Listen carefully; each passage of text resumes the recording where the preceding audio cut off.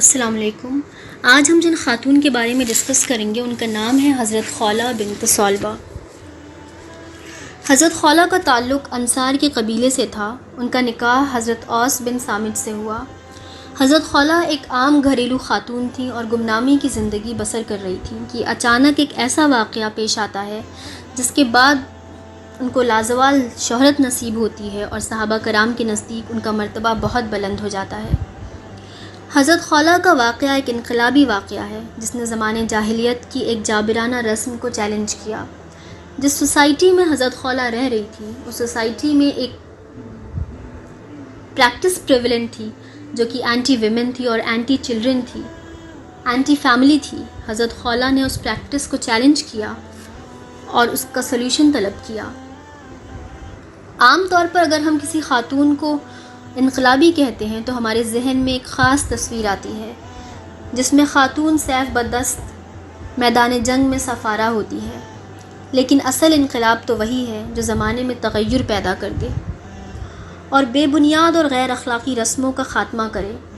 ایک خاتون جب بحث کرتی ہے یا اپنے حق کے لیے سوال کرتی ہے یا سوسائٹی کو ری ڈیفائن کرنے کی کوشش کرتی ہے تو زمانے قدیم سے لے کر حال تک اس کو کم ہی سراہا جاتا ہے، بلکہ اس کو طرح طرح کے القاب سے نوازا جاتا ہے اور وہ ایک سبالٹرن سبجیکٹ بن کر رہ جاتی ہے۔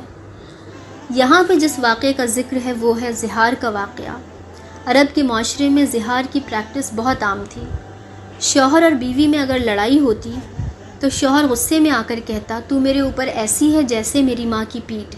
اس زمانے میں بہت سے نادان لوگ بیوی سے لڑ کر اس کو ماں، بہن یا بیٹی سے تشبیہ دیتے تھے، جس کا مطلب یہ ہوتا کہ شوہر اپنی بیوی کو اب ان خواتین میں شمار کرے جو اس پر حرام ہیں۔ جاہلیت کے زمانے میں زہار کو طلاق سے بھی زیادہ شدید قطع تعلق کا اعلان سمجھا جاتا تھا۔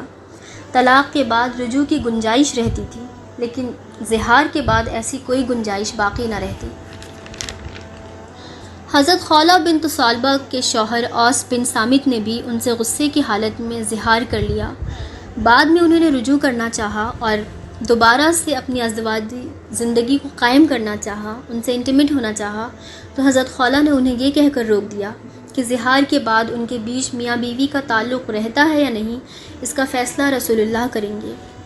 یہاں بھی یہ بات غور کرنے کی ہے کہ حضرت خولہ کے تقویٰ کی کیا انتہا رہی ہوگی اور کس قدر وہ گاڈ کانشیس رہی ہوں گی کہ اس ذاتی مسئلے کو لے کر رسول اللہ کی خدمت میں حاضر ہوتی ہیں اور اپنے کمفرٹ کے حساب سے خود ہی اپنی کوئی رائے نہیں تلاش کرتی ہیں، اپنی کوئی رائے نہیں ظاہر کرتی، نہ ہی کوئی فتویٰ دیتی ہیں، بلکہ حضور کی رائے جاننا چاہتی ہیں۔ اللہ کے حاضر اور ناظر ہونے کو انہوں نے اپنی زندگی کے معاملات میں داخل کیا۔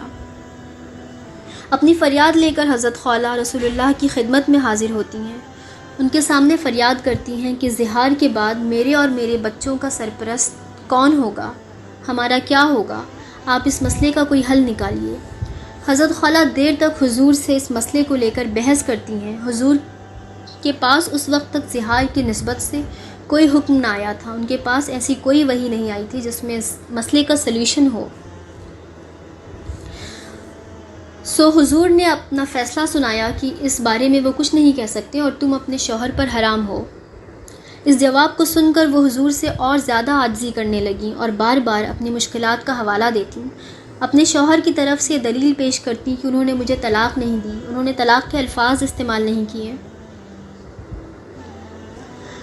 مگر حضور کا ایک ہی جواب ہوتا اور حضور اپنی رائے پر قائم تھے۔ لیکن حضرت خولہ نے ہار نہ مانی، وہ مایوس نہ ہوئی اور حضور کو قائل کرنے کی کوشش کرتی رہیں۔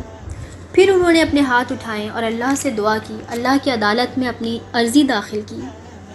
اتنے میں آپ پہ نزول وحی کی کیفیت طاری ہوتی ہے اور یہ آیات نازل ہوتی ہیں۔ اللہ نے سن لی اس عورت کی بات جو اپنے شوہر کے معاملے میں تم سے تکرار کر رہی ہے۔ یہ سورہ مجادلہ کی اوپننگ آیات ہیں۔ اللہ نے حضرت خولہ کی بات سنی، ان کی دعا کو قبول کی اور ان کے مسئلے کا حل بھی بیان فرمایا۔ آگے کی آیات میں زہار کو ہمیشہ کے لیے حرام قرار دیا گیا اور اس کے کفارے کی چند کنڈیشنز بتائی گئیں۔ وحی کے اس نزول کے بعد آپ نے حضرت خولہ کو اپنا فیصلہ سنایا جو کہ اللہ کا فیصلہ تھا کہ زہار کے کفارے کے لیے ان کے شوہر کو ایک غلام آزاد کرنا ہوگا۔ انہوں نے اس سے معذوری ظاہر کی تو فرمایا 2 مہینے کے لگاتار روزے رکھنے ہوں گے۔ حضرت خولہ نے اپنے شوہر کی جسمانی کمزوری کا عذر پیش کیا اور اس سے بھی معذوری ظاہر کی۔ پھر حضور نے فرمایا کہ 60 مسکینوں کو کھانا دینا پڑے گا۔ حضرت خولہ نے عرض کیا کہ ان کے شوہر کی یہ حیثیت نہیں ہے الا یہ کہ آپ مدد فرمائیں۔ حضور نے حضرت اوس بن صامت کو سامان خوراک عطا فرمایا جو 60 آدمیوں کی 2 وقت کی غذا کے لیے کافی ہوتی تھی۔ حضرت اوس نے یہ سامان صدقہ کر کے زہار کا کفارہ ادا کیا۔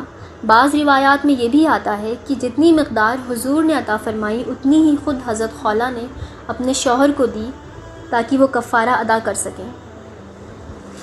سورہ مجادلہ کے نزول کے بعد حضرت خولہ کا مرتبہ بہت بلند ہو گیا اور لوگوں کے بیچ وہ بہت مقبول ہو گئیں۔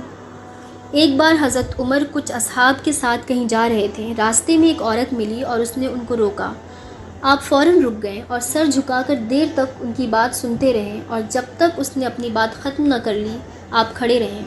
ساتھیوں میں سے ایک صاحب نے عرض کیا، امیر المومنین، آپ نے قریش کے سرداروں کو اس بڑھیا کے لیے اتنی دیر روکے رکھا۔ حضرت عمر نے فرمایا، جانتے بھی ہو یہ کون ہیں؟ یہ حضرت خولہ بنت ثعلبہ ہیں۔ یہ وہ عورت ہے جس کی شکایت 7 آسمانوں پر خدا نے سنی۔ خدا کی قسم اگر یہ رات بھر مجھے کھڑا رکھتی تو میں کھڑا رہتا، صرف نماز کے اوقات پر اس سے معذرت کرتا۔ حضرت خولہ کی زندگی سے ہم یہ سبق ملتا ہے کہ بحث و مباحثہ ایک معاشرے کی ترقی کے لیے ایک لازمی جز ہے۔ اسلام ایسے کلچر کو فروغ دیتا ہے جہاں پہ سوال و جواب کی گنجائش ہو اور اسلامی اصولوں پر قائم رہتے ہوئے کسی سسٹم کے ارریشنل اور آپریسو سٹرکچر کو چیلنج کیا جائے۔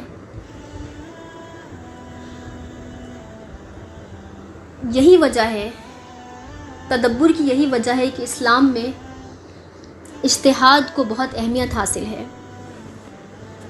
بندے اور خدا کے ذاتی تعلق کی جو مثال ہمیں حضرت خولہ کے واقعے سے ملتی ہے، ایسی مثالوں سے اسلامی تاریخ بھری ہوئی ہے، اور یہی معرفت خدا کا عروج بھی ہے جہاں پہ خوف کے ساتھ محبت اور امید کی آمیزش بھی ہو۔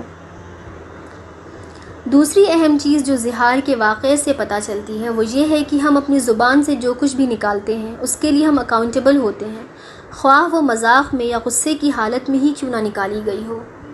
اسی لیے زہار جو کہ ایک ہارملیس وربل سٹیٹمنٹ تھا، اس کے لیے کفارہ لازم ہو گیا۔ حضرت خولہ کی زندگی کے واقعات بہت تفصیل سے ہمیں نہیں ملتے، لیکن اللہ نے ان کے بحث و تکرار اور فریاد کو قرآن میں بہت ہی خوبصورتی کے ساتھ ہمیشہ کے لیے محفوظ کر دیا۔